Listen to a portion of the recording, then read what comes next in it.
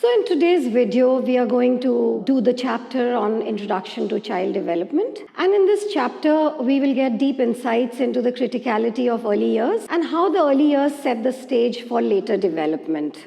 So let's start from the very beginning, the early years. I call them as the game changers, the years that change or set the pattern and tone for lifelong development. Bill Gates refers to these ages and says that the first 5 years have so much to do with how the next 80 turn out. In the same light, Maria Montessori refers to early childhood education as the key to the betterment of society. It's these foundational years that are going to create a pattern for lifelong learning. I put a few questions before you. How does an individual become who he is? And in the same family, why do children react so very differently? What are some of the major changes that take place right from the time the child is born to adolescence? And how does hereditary and environment impact the course of development? Some important questions to think about. I quote a famous study by the Lancet of 2011, where the study says that when societies and countries invest in early childhood care, there are lifetime consequences, not only for individuals, but for the well-being of society. So we are looking at well-being 20 years from now.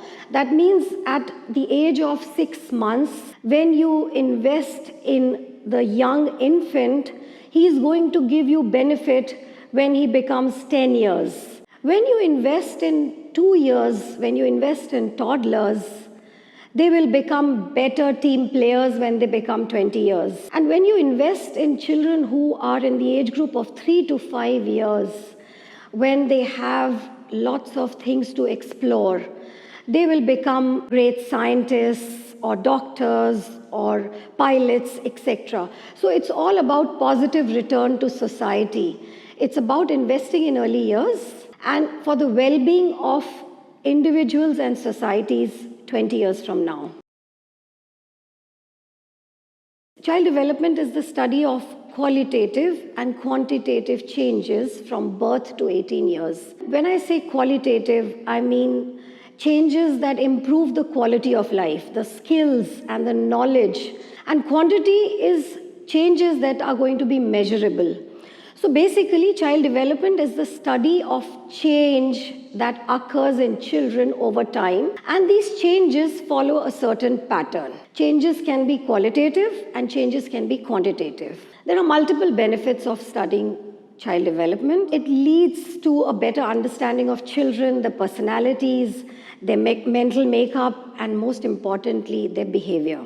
Studying child development helps parents and teachers to gain insights into the growth and developmental patterns of children. How children are growing, what is the height to weight ratio, what are some of the tasks that children can do by themselves, like buttoning, zipping, drinking water, holding a pencil. These are all developmental changes. So once you study child development, you can understand patterns of growth. Thirdly, it provides answers about handling children and managing discipline. Obviously, once you get a deep insight about how children are developing, you can handle and manage children who are having difficulty in performing tasks or getting along with other children. Fourthly, it helps in understanding the importance of warm and nurturing adults around the life of children. So very, very important that children are growing in an environment where there are warm and responsive adults who respond to child care and children's needs. And most importantly, the study of child development pushes us to help each child reach his maximum potential. So these are the 5 reasons that benefit you when you study child development and when you go deep down into this chapter. It has 3 scopes. It helps parents, it helps professionals, and it helps teachers. It helps parents to deal with children and to get deep insights into growth and development. It helps professionals to cope and manage with children who are having difficulties, or to guide parents or to guide teachers. And it helps teachers to plan their lessons, their programs, understand needs of children, guide parents as they come to understand more about growth and development of young children. We are living in great times of research, and neuroscientists, psychologists, economists are all very intrigued by the early years. People are trying to understand why we call these early years as the game changers.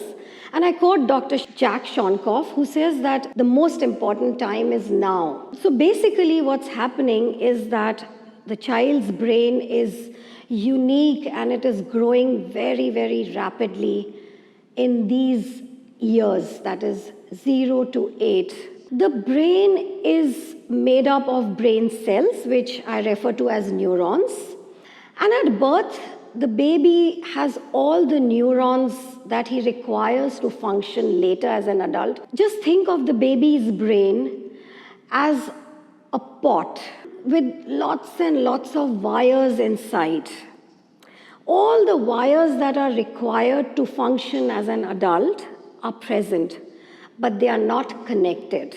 And it's in the early years that the experience helps the brain to bring these connections. So every experience that a child has with his mother, as the mother converses with the child, as the mother sings to the child, as the mother reads a story, or he plays with another baby of his age, the neurons are getting fired. When I say fired, they are developing deep connections, and every experience lays the foundation for connections.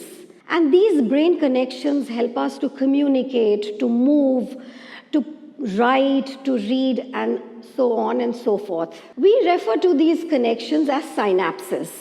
Okay?